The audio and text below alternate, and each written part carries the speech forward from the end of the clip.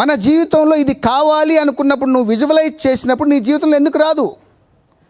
APJ Abdul Kalam గారు ఏం చెప్పారు? What ever you want in your life you should dream it. What is this dream? Dream అంటే మన నిద్రలో కలగనేదా? It's a visualisation. నీకేం కావాలో నీకు తెలియకుండా పక్కన అడుగుతూ ఉంటావు. నేను పరీక్షల్లో మార్కులు రావాలంటే ఏం చేయాలా? ఆల్ ఇండియా ఫస్ట్ ర్యాంక్ రావాలంటే ఏం రావాలా? నాకు ఉద్యోగం రావాలంటే ఏం చేయాలా? నేను ఏ బిజినెస్ చేయాలని పక్కన అడుగుతుంటాడు. అంటే వాడి జ్ఞానం నీకు అర్థమవుతుందా? నీ జ్ఞానం నీకు. You can take only information from the people. ఇతరుల దగ్గర నుంచి నువ్వు ఇన్ఫర్మేషన్ తీసుకోవచ్చు. ఒక పుస్తకం నుంచి ఇన్ఫర్మేషన్ తీసుకోవచ్చు. But ultimately you have to decide your self. నీ జీవితానికి నువ్వే డైరెక్టర్, నీ జీవితానికి నువ్వే ప్రొడ్యూసర్, నీ జీవితానికి నువ్వే actor. So law of attraction అనేది ప్రతి ఒక్కరి జీవితంలో అద్భుతంగా జరుగుతుంది. జరగట్లేదు అంటే అది నీలో పొరపాటు, యూనివర్స్లో కాదు. యూనివర్స్కి పండు వేసినా కింద పడుతుంది, పిల్లవాడిని వేసినా కింద పడుతున్నప్పుడు నీది ఎందుకు మేనిఫెస్ట్ అవ్వట్లేదు?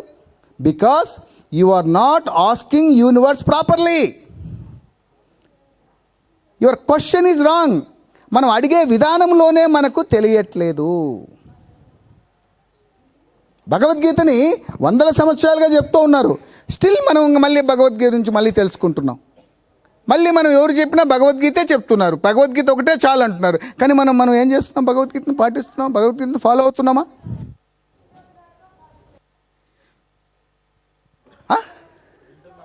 వింటున్నాం, బట్ ఇంప్లిమెంటేషన్ చేయట్లా. We're not implementing in a proper way. We should implement, experiment. So నేను ఐఐటీలో చదువుకున్నాను. నేను రిలయన్స్లో జాబ్ చేరాను 2006లో.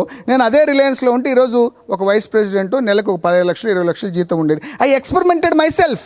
I resigned and then I started my own. I started doing other business, that business, this business. Finally I'm here because I want to do something creatively. The same thing ప్రతి ఒక్కరూ చేయవచ్చు. అంటే నేను ఈ యొక్క law of అట్రాక్షన్ని నా జీవితంలో implement చేయడం జరిగింది.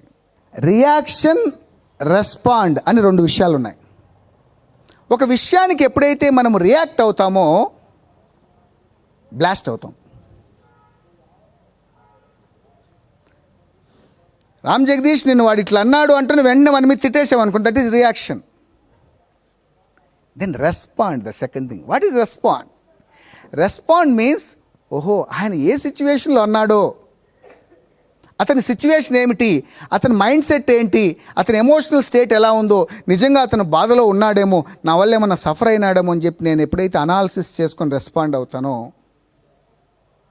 Then that is our positive thing. So ఈ 2 గుర్తుపెట్టుకోండి, రియాక్షన్ అండ్ రెస్పాండ్. ప్రతి విషయానికి మనం రెస్పాండ్ అవ్వాలి కానీ రియాక్ట్ అవ్వకూడదు. యాక్షన్కి రియాక్షన్ వచ్చినప్పుడు ఇన్బ్యాలెన్సింగ్ ఆఫ్ ఎనర్జీస్ వస్తాయి.